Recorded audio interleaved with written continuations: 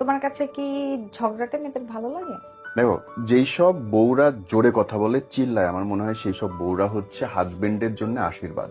কারণ সেই সব বউদের যদি দিল অপরিষ্কার থাকতো সে চিল্লাইতে পারতো না। যাদের দিল পরিষ্কার, যারা স্বচ্ছ দেখে, এবং সবচেয়ে বড় কথা হচ্ছে হাজবেন্ড বিপদে পড়লে বা কেউ তাকে আঘাত করতে আসলে সে যেভাবে প্রোটেক্ট করবে সেটা অন্য কোনো মেয়ে পারবে না।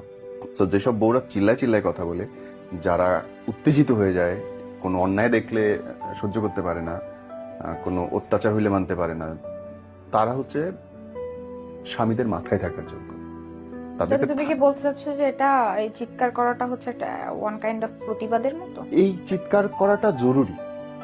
এখন হয়েছে কি, মানুষ চুপ থাকলে পাড়ায়, যে শব্দ না করলে তত জুতা দিয়ে পাড়ায় যাবে।